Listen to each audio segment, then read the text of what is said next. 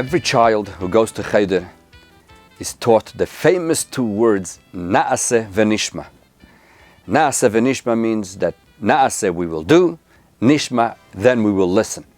These are the two famous words that the Yidden said when the Rebbe came around, went to all the nation, and he asked them, do you want to accept the Torah?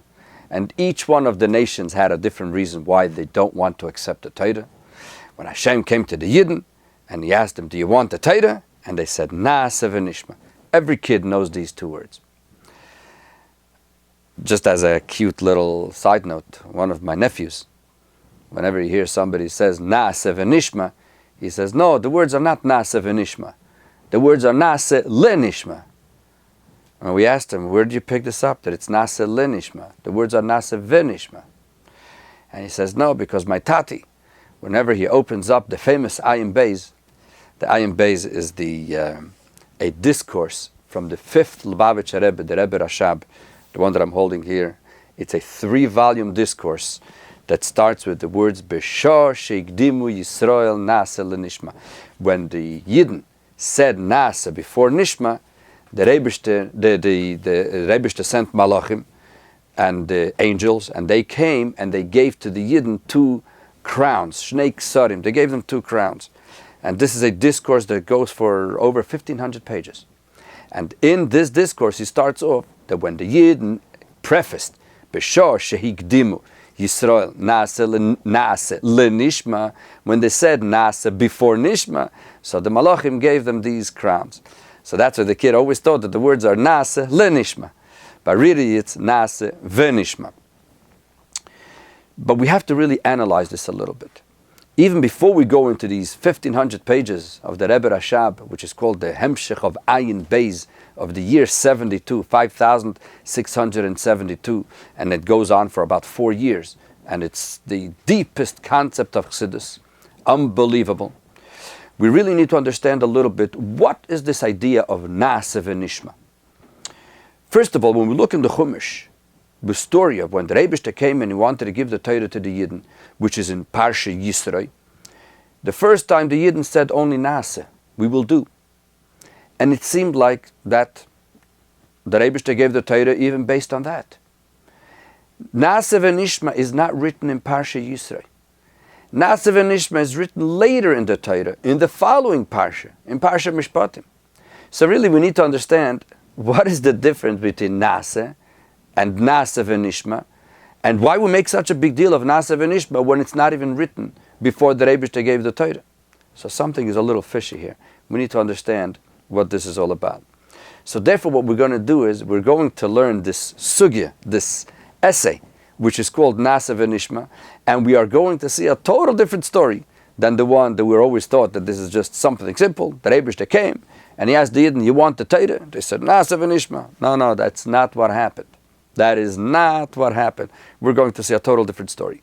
And this is based on Likutei Sichos, volume 21, pages 138 through 145.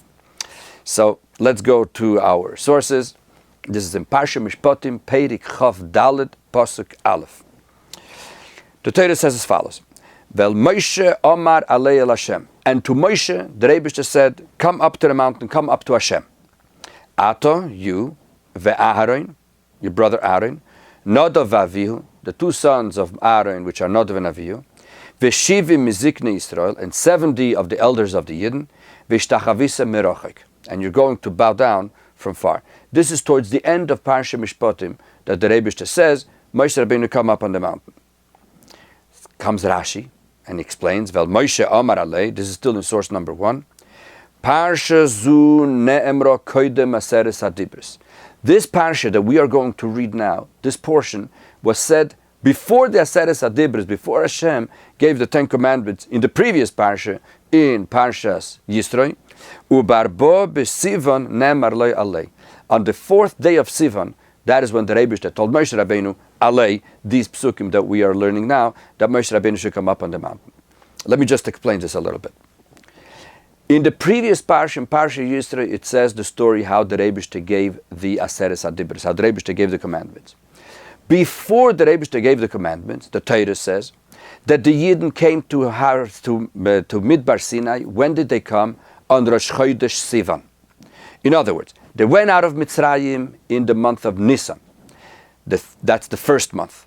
Then went the month of Iyar, then came the month of Sivan. On Rosh Chodesh Sivan, they came to Midbar Sinai.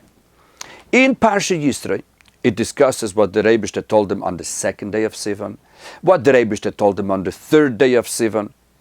On the third day, the Rebbe says, prepare yourself, because in 3 days from now, Hashem is going to give the Torah.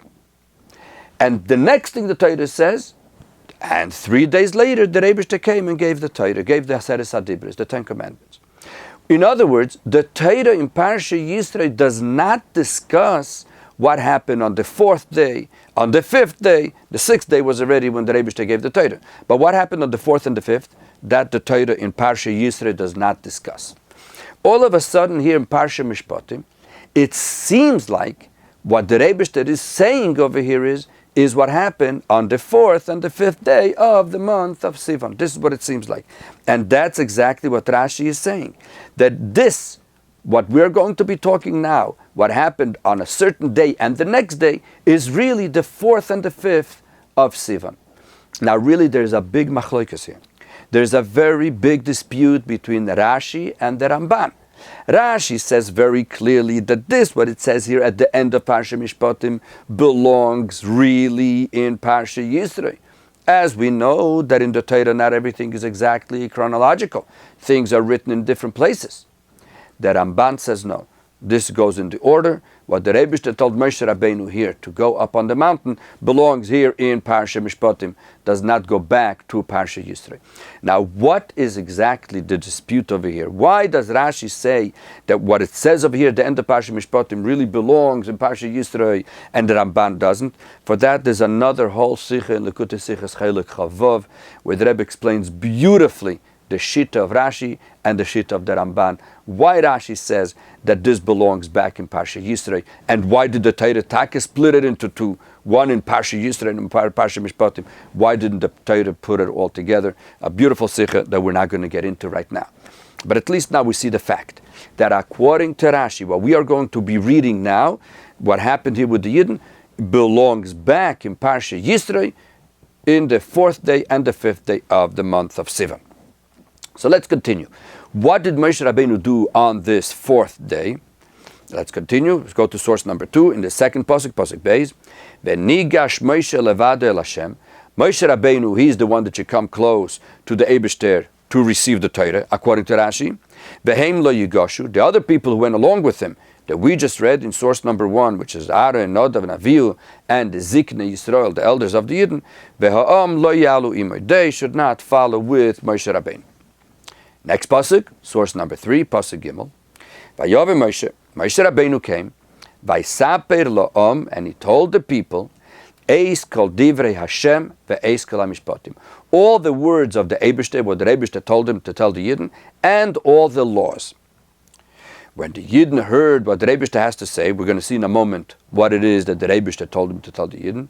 Vayan kol ha'am koil echad vayoimru. So all the people answered in one unified voice. Vayoimru, they said as follows: Koil asher diber Hashem naaseh. Everything that the Rebbe just said, we are going to do. Says Rashi, what is Eskol Divrei Hashem? What are the words of the Eibishter that the Rebbe told him? Says Rashi, mitzvahs prisha v'hagbola. If you remember, in the previous parsha, in Parsha Yisro, what does it say? That the Rebbe told Moshe Rabbeinu, go down and tell the people that there's going to be like a fence around the Har Sinai, that the Yidden are not allowed to touch the mountain, and that they have to prepare themselves in different ways. So what are all the words of the Eibishter that Moshe Rabbeinu had to tell the Yidden? Mitzvahs prisha v'hagbola. The mitzvah of preparing for Matan Torah and not touching the mountain. What is ve'eis kol hamishpatim? What are all the laws that you're supposed to tell them? Says Rashi, Sheva mitzvahs shenitztavu b'nei Noach. The 7 mitzvahs that b'nei Noach were told, the 7 Noachid laws. V'Shabbos, v'kibud ava'im, Shabbos, and honoring your father and mother. Upara aduma, and para aduma, the red heifer. V'dinin shenitnu lohem b'mara. And these are the laws that were given to the Yidden in Mara. Mara, which was a few weeks before they got to Midbar Sinai, the Rebbe gave her a few dinim, which is Shabbos, honoring your parents, Paraduma, etc. So therefore, when the pasuk says Moshe came and told the people the words of Hashem and the laws, the words of Hashem are mitzvahs, prisha, v'agbala, and the mishpatim are the Sheva mitzvahs and these few mitzvahs that the Rebbe gave them in Mara. This is what Moshe Rabbeinu told the Yidden. All clear? Pasuk Daled, source number 4. Vayichtav Moshe es kol divrei Hashem. Now Moshe Rabbeinu wrote down all these words of the Eibishter. Vayashkem baboiker. He woke up in the morning. Vayiven mizbeach tachas ahar. And he built on mizbeach, an altar under the mountain. Ushtei mesrei matzeva l'shnei masar shivtei Yisrael. And he also put up 12 stones as a matzeva for the 12 tribes. We're not going to get into what those 12 stones are right now. Says Rashi, Vayichtav Moshe. Moshe Rabbeinu wrote, right? He wrote everything the Rebbe says. Says Rashi, what did he write? Mi Bereishis ve'ad Matan Torah. From Bereishis till Matan Torah, till the Parsha Yisrael. Ve'chosav mitzvahs shenitztavu b'Mara. And he also wrote the mitzvahs that were given in Mara. So in other words, what did Moshe Rabbeinu write? Again, from Bereishis till Matan Torah, and the mitzvahs that the Yidden were given in Mara. The Rashi says before. Next pasuk Hey, number 5. Vayishlach es nare b'nei Yisrael, and he sent the youngsters of the Yidden, and as Rashi explains, he sent the bechorim, the firstborn. Vayalu oilos, and they brought sacrifices. Vayizbechu zvachim, shlamim, lashem parim. They brought all kinds of sacrifices. Pasuk Vav. Vayikach Moshe chatzi hadam, vayosem ba'agonis. Moshe Rabbeinu took half of the blood and put it into special bowls. Vachatzi hadam zarak ala mizbeach. And the other half of the blood he sprinkled on the mizbeach. We're not going to get into this whole parsha of the karbonis, the dam. That we're going to leave on the side for a moment. We're just going to be focusing on what Moshe Rabbeinu told the Yidden and what Moshe Rabbeinu wrote. And then, after he wrote it, what did he do? Go to source number 6, Pasuk Zayin. Vayikach Sefer Abris. He took this book of the covenant, what he wrote, Vayikra be'oznei ha'am, and he read it in the ears of the people.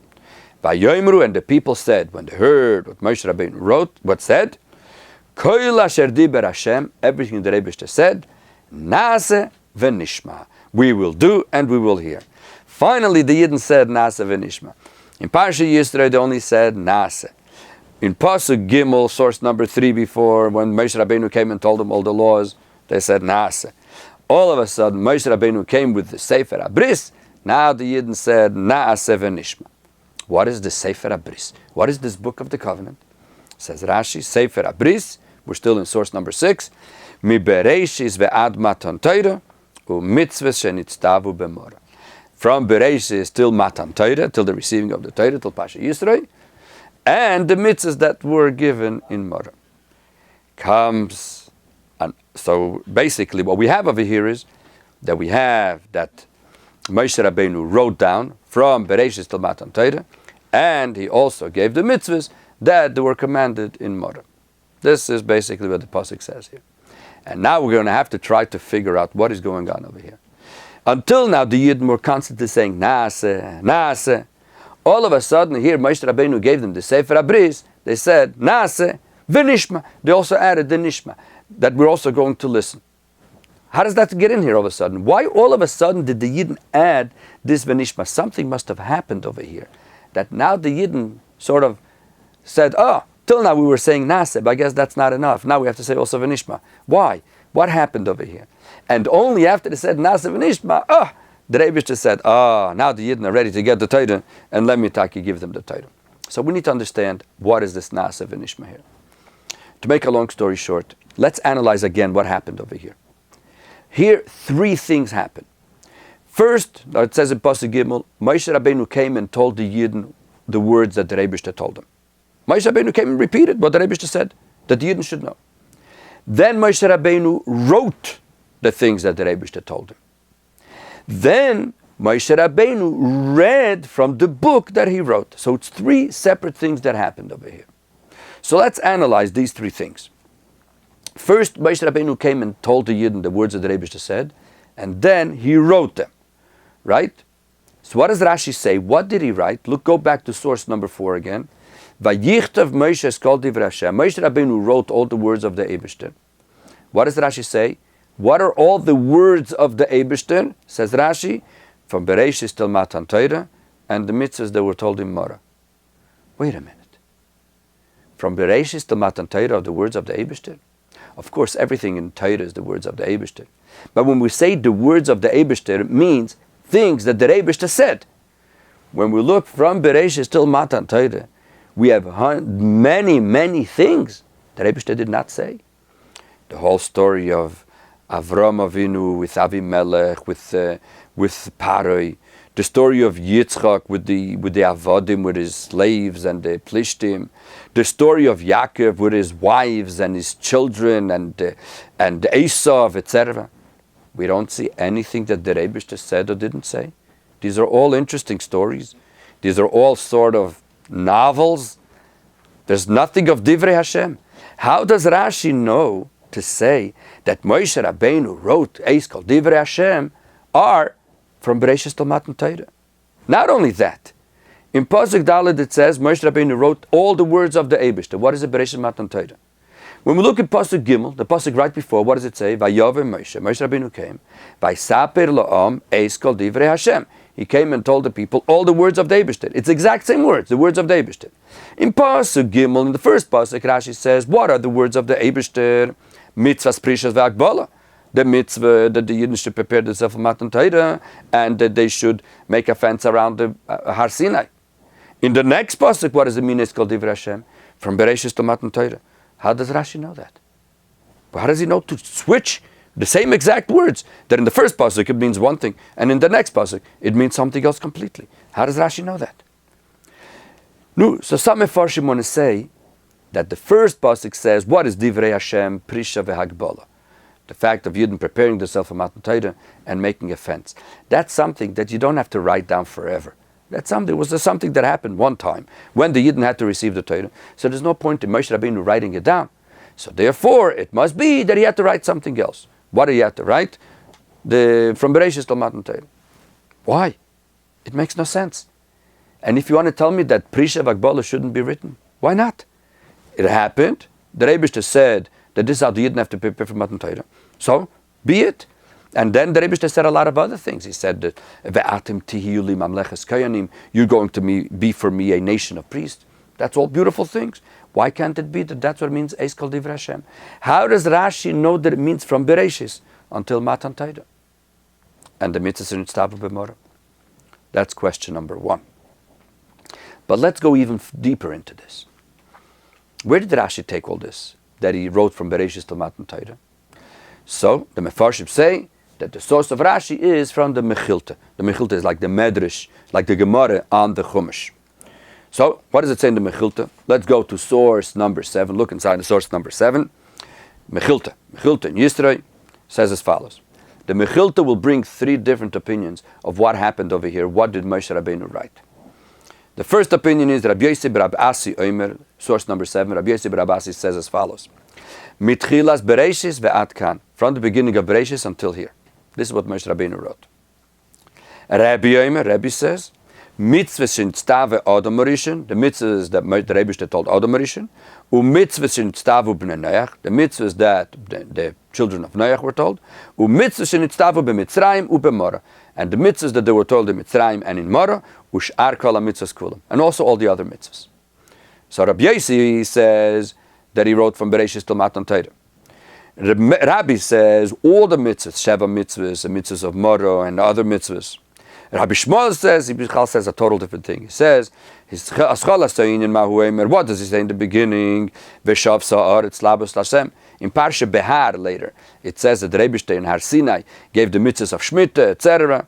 So basically, according to Rabbi Shmuel, he says Bichlal, it goes on the mitzvahs of in Parshas Behar and other places, etc. Rashi says from beginning of Bereshis till Matan Torah, and the mitzvahs of Morah. According to which opinion is that? According to, it's not Rabbi Yossi, it's not Rebbe, and for sure not Rabbi Shmuel. Because Rabbi Yossi says that he only wrote from Bereshis till Matan Torah. Rabbi says that he wrote the mitzvahs, shenitzav b'mora, and the other mitzvahs.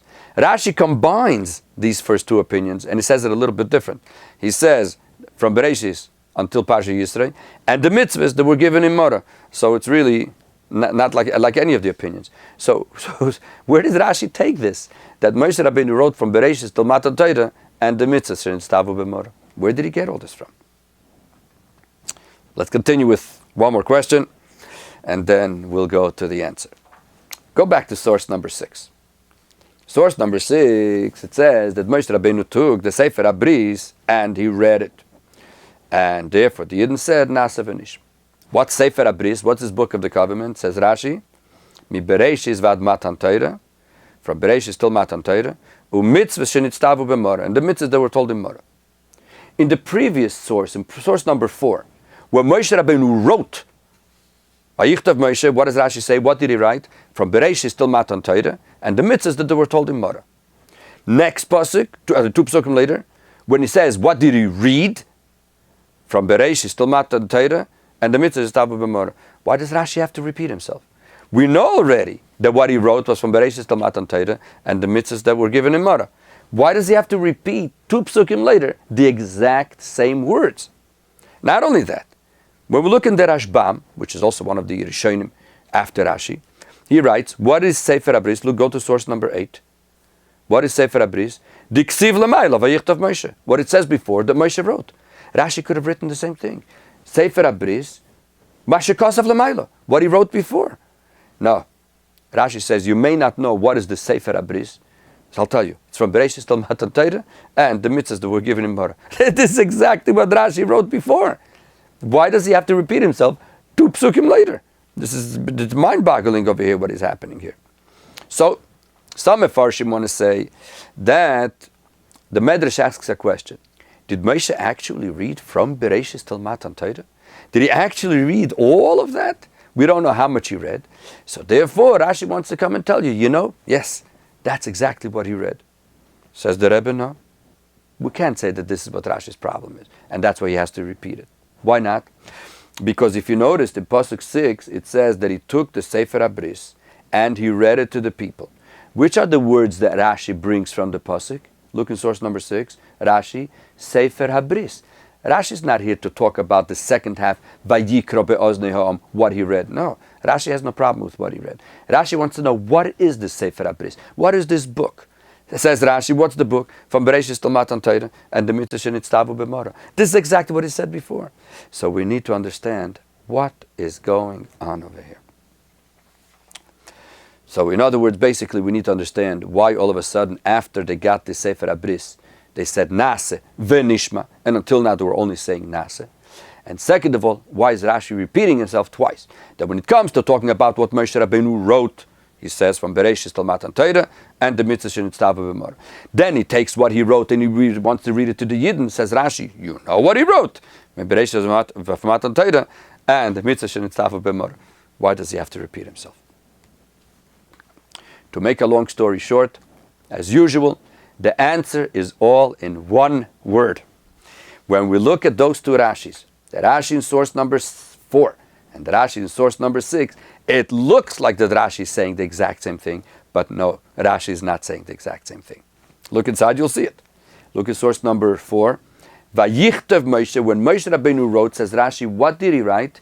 Mi Bereshis ve'ad Matan Torah, from Bereshis until Matan Torah, ve'kosav mitzvah shenitztavu b'mora.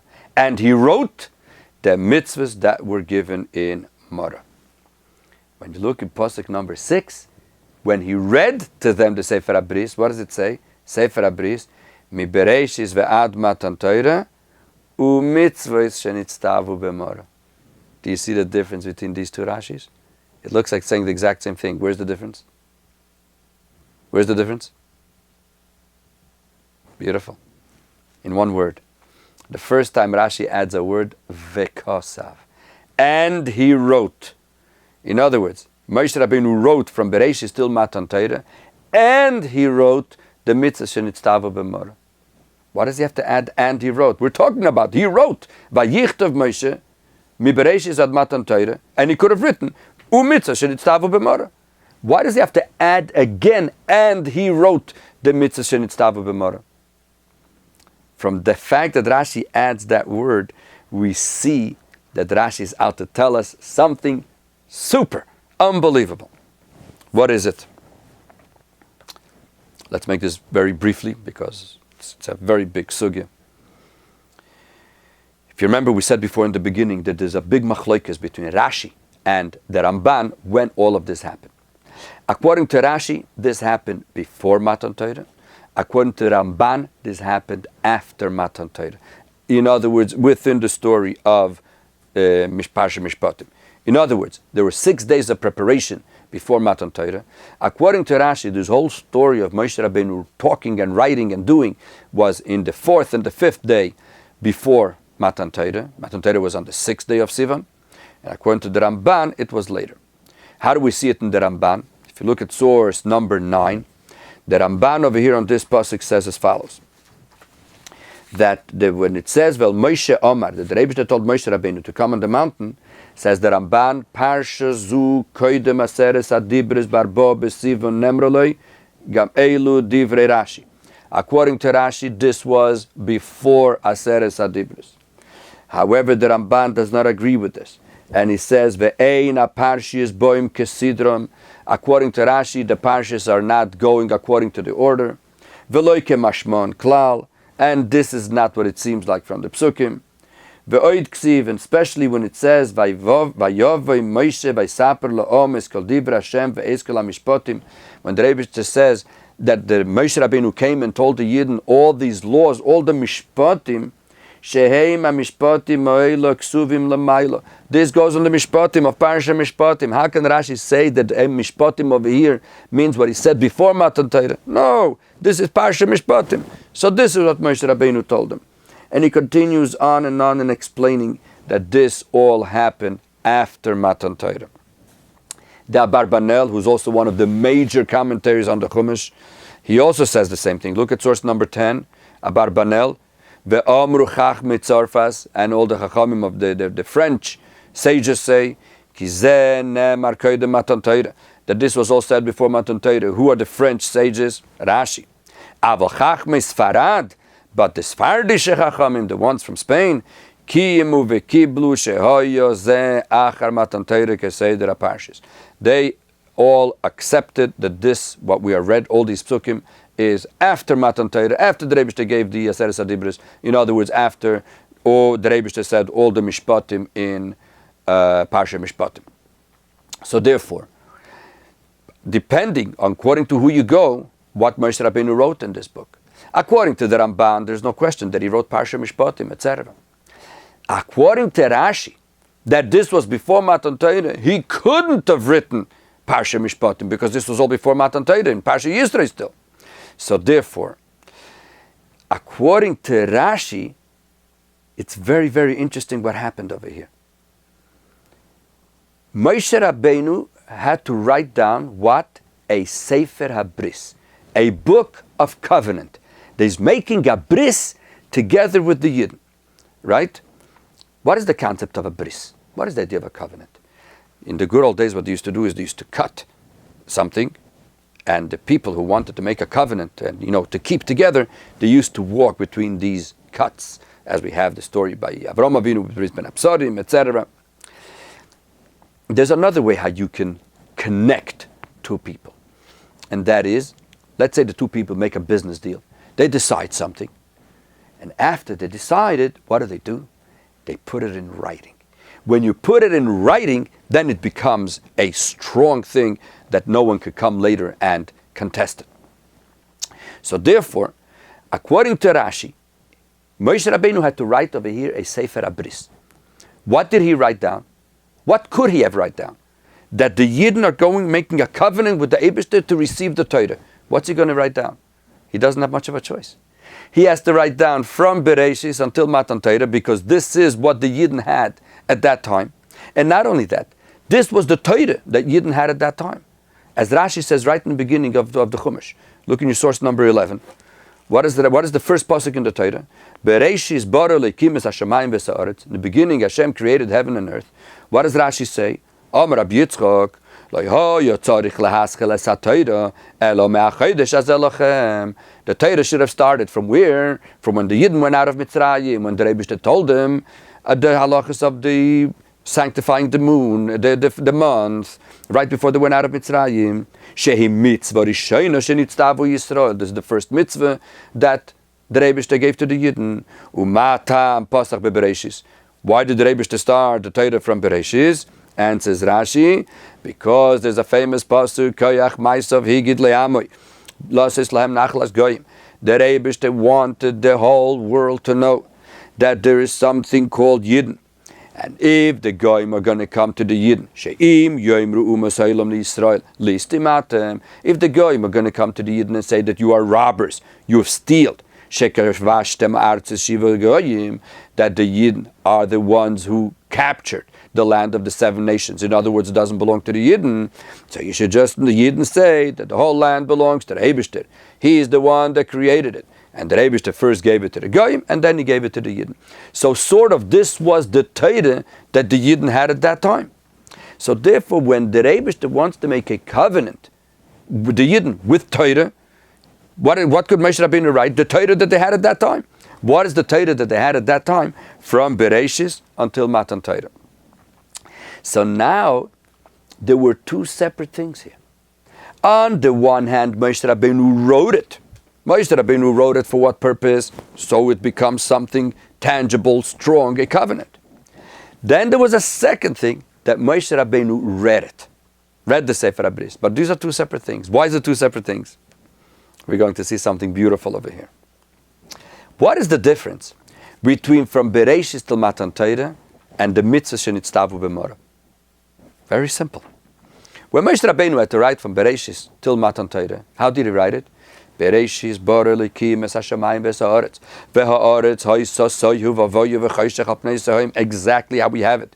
And then he wrote Parshas Noach, and then he wrote Parshas Lech Lecha. How did he write Parshas Lech Lecha? Vayomer Hashem el Avram Lech Lecha mi'artzecha. He wrote down exactly the story, and then until at the end of Parshas Vayichi, and then Parshas Shmois, and then Parshas Va'era, and then Parshas Boi, and Parshas B'Shalach, and then Parshas Yisrei.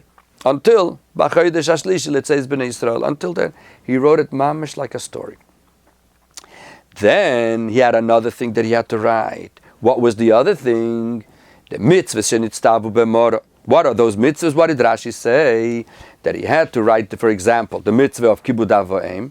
Before you had it in source number 3, Shabbos, Kibud Av V'Em, Parah Aduma, and Dinim.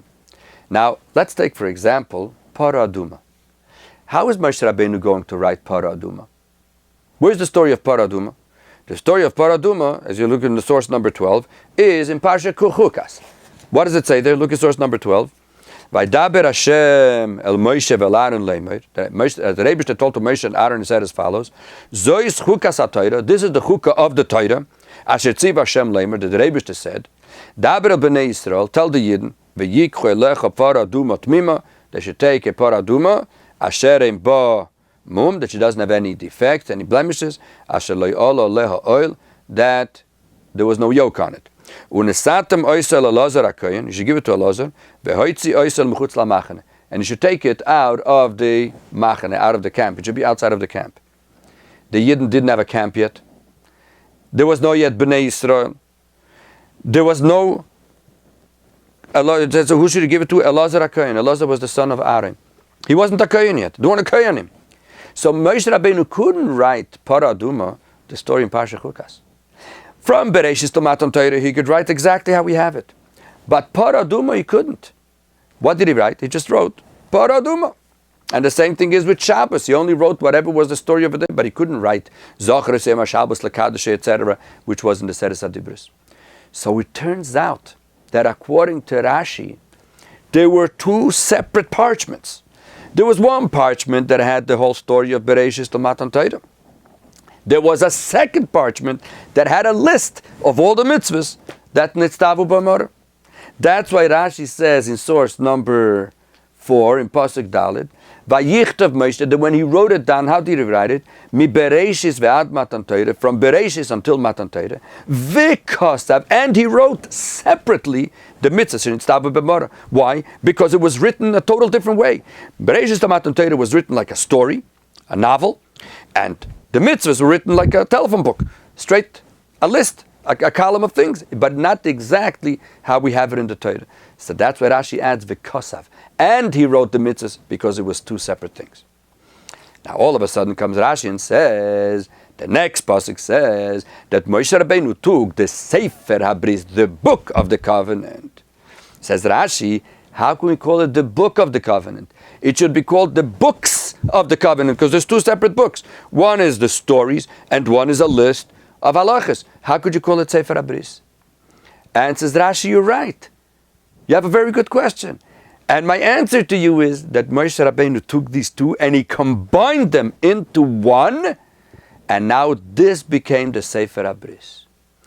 So now the Yidden received a very, very interesting Sefer HaBris, a very interesting book of covenant. They received a book that on the one hand it has novels, on the other hand it has mitzvahs. Two separate things. And all of a sudden they're combined into one. Come the Yidden and they say to the Eibishter that everything that the Eibishter gives us over here, on the one hand we have mitzvahs, that this is something that we do. On the other hand we have novels that we learn. Seemingly they look like novels. Kol asher diber Hashem, everything that the Eibishter gives us, whether it's mitzvahs or it's just something that we have to read, stories, we accept that as divine from the Eibishter. Nase v'nishma. Nase goes on the mitzvahs and nishma goes on the learning of the Torah. In other words, the Yidden are looking at Torah, even the stories in Torah, just like they look at the mitzvahs. Just like the mitzvahs, it's clear that this is something that came from the Eibishter. The same way they look at the Torah, at the novels of Torah, that what? This is a divine book from the Eibishter. This is why they said these two expressions, Naaseh v'nishma. Naaseh is Kabbalah mitzvahs. They accepted upon themselves the fact of they're going to fulfill all the mitzvahs, and Nishma, they accepted upon themselves the concept of Limud Torah, of learning Torah, just learning Torah because it's the Eibishter's Torah. These are the two things that were required in order to receive the Torah. It's not enough if a Yid says, I'm going to do mitzvahs, but I don't believe everything that it says in the Torah. It's interesting stories for kleine kinderlach, for little kids. It's not something which is divine from the Eibishter. Or somebody says, oh, I love learning the Torah, but mitzvahs, this is a very something too technical. Well, I'm more into the intellectual part. No, both are wrong. A Yid means someone that takes the Torah, that every single letter in the Torah is 100% divine from the Eibishter, regardless if it looks like a story, and mitzvahs that we're going to fulfill all the mitzvahs properly. Once the Yidden said, Naaseh v'nishma, the Eibishter said, now we are ready to give the Torah to all the Yidden. And now we understand why Rashi had to again say by the Sefer HaBris, Mi Bereshis v'ad Matan Torah, mitzvahs shenitztavu b'mora, because otherwise we couldn't understand which is the Sefer HaBris, the one that says Mi Bereshis v'ad Matan Torah, or the one that says the mitzvahs. Says Rashi, both. Mi Bereshis v'ad Matan Torah, mitzvahs shenitztavu b'mora. It combines both. Why? Because one of the conditions for the Eibishter to give the Torah to the Yidden is not just that the Yidden accept. No, that's not enough. The Yidden have to spell out that they're going to do both. They're going to mekayim the mitzvahs and they are going to learn the Torah. That the Torah is divine, every single syllable of it. So once the Yidden said that, now the Eibishter was able to give the Torah. And then there's a whole thing about the fact that first they said Naaseh and then they said Nishma. Although in the Torah the order was a little different because they had from Bereshit to Matan Torah, which shows on Torah, and the mitzvahs was later, because everybody, even in Pshuta Shel Mikra, the simple Pshat, understands that the first thing that the Eibishter wants is the action, the mitzvah. That's how a person connects to the Eibishter. And then comes the concept of Limud Torah, of understanding. especially when we go more into details al pi Chassidus, then for sure this is much stronger, because according to Chassidus, that explains that the whole purpose of the creation was for dira betachtoinim, that Eibishter wants a dwelling place here on planet Earth in the material world. So of course material world means mitzvahs first, and then comes the concept of learning Torah. By the way, there's another whole big arichas here in the Sikha, in Halacha. But I'm not going to get into it. I'm just going to tell you the point. There's a big question in the Gemara, and there's a whole Tosfos, what was the fact? Did Moshe Rabbeinu write the Torah as things were happening in the 40 years? Or no? He waited till after the 40 years. At the end, he wrote down the whole thing. And the way Rashi explains it over here, it explains that whole sugya in the Gemara. But we're not going to get into that. But the bottom line, what we have over here is, why do we taka make such a big deal of this Nasa v'Nishma? Taka, it's a very big thing that the Yidden accepted, but why do we make such a big deal out of it? That because of this, then the Rebbe gave the Torah to the Yidden. And not only that, as I mentioned before, there's these 3 volumes of the Rebbe Rashab, which is called the B'Shah Sheikdimu Ayin Beis, that not only the fact that the Yidden said Nasa v'Nishma, the fact that they said first Nasa and then Nishma, that there's so much about it, thousands of pages. Why? And just to explain it in a nutshell, it's one of the most beautiful subjects in Torah Chassidus. But I'll give just a very simple example to it. Let's take, for example, Shabbos. Shabbos comes every 7 days. Whether a person prepares for Shabbos or doesn't prepare for Shabbos, as they say in English, ready or not, here it comes. So if a person doesn't prepare for Shabbos, and Shabbos comes, he comes to shul, he davens, then he has his food, he doesn't have his food, he goes to somebody else to eat. It's not the same thing. If he prepares for Shabbos, and he comes home and there's a full meal, the Shabbos is an andere Shabbos. It's a different Shabbos. Why? Because he prepared for it. When the Rebbe had to give the Torah, this wasn't so simple. You remember we discussed many times that from when the Rebbe created the world till after Mashiach comes, there's basically 3 stages. The first stage was, the Rebbe wants to have a dwelling place here on planet Earth.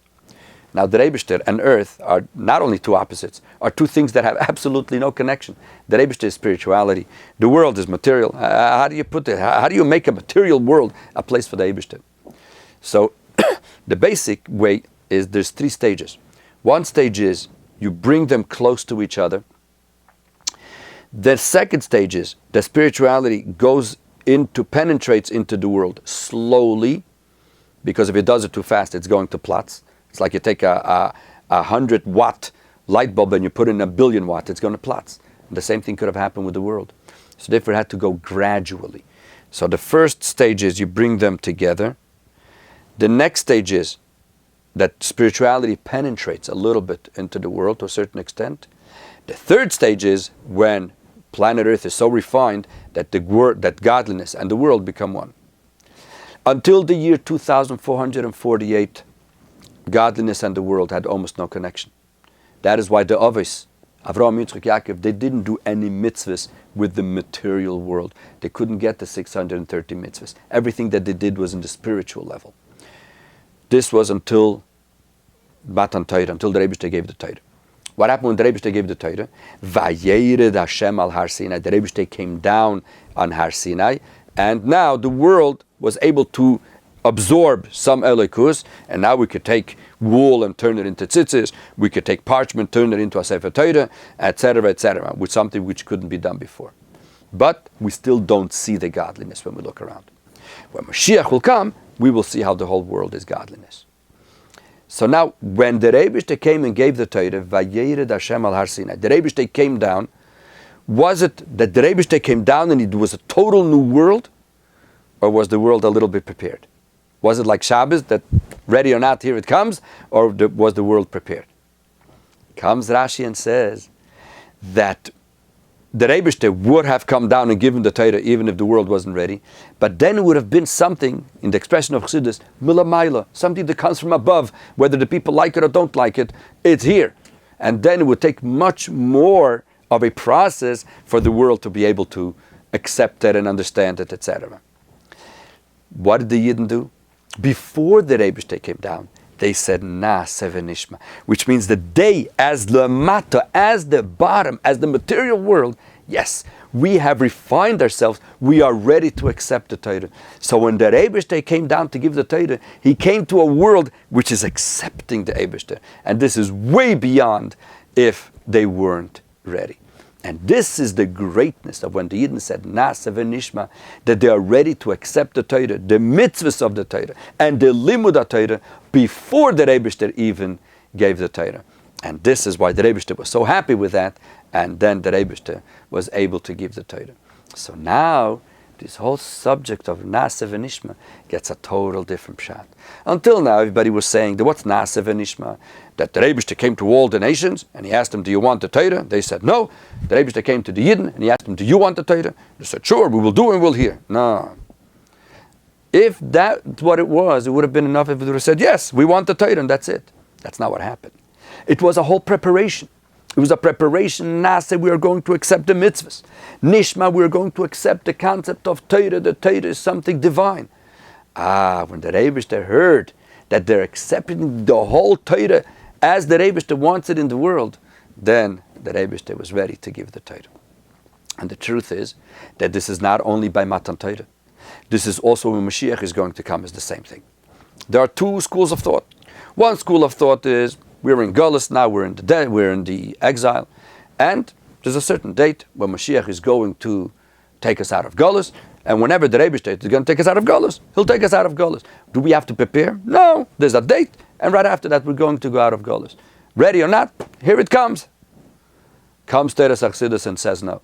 This is now how it works. Just like when the Rebbe wanted to give the Torah onto planet Earth, the Yidden, what did they do? Naaseh v'nishma, they prepared. And they told the Eibishter, we are ready to accept it, we know exactly what we're getting into. Mitzvahs, limud Torah, etc.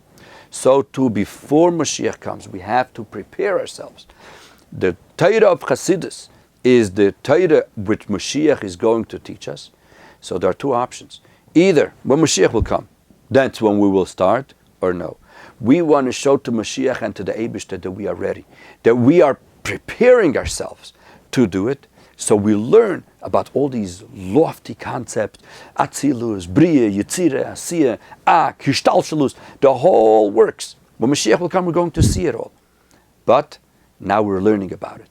So what's going to happen when Mashiach comes? It's a famous story with the Tzemach Tzedek. One of the Chassidim asked the Tzemach Tzedek, the third Rebbe of Lubavitch, why do we have to learn Chassidus now? When Mashiach will come, we're going to see all these spiritual worlds. So why do we have to learn it now? And the Tzemach Tzedek answered him, the difference is going to be the What does it mean, the It's very simple. Said the Tzemach Tzedek, he gave an example. What happens if somebody hears a conversation behind a wall? So he hears bits and pieces, but he doesn't have all the pieces of that conversation. Then later, him and the friend, they go and they hear this whole conversation. The one who hears it for the first time, he doesn't really understand what is going on. He is not able to absorb it. The one who hears it for the second time, he says, I understand already now. Now I understand what they meant when they said this. Now I understand what they meant when they said that, etc. The same thing is when Mashiach comes, and we're going to see all this godliness. We're going to see all these spiritual worlds and neshamis and malachim, etc.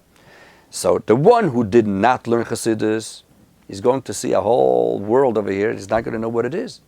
But someone who did learn Chassidus and prepared himself, he's going to say, I understand what this is. This is the Atzilus that I was learning about. This is the neshamis. This is Ak. This is Bria, etc., etc. And therefore, when Mashiach will come, everyone is going to go out of Galus. There's no question.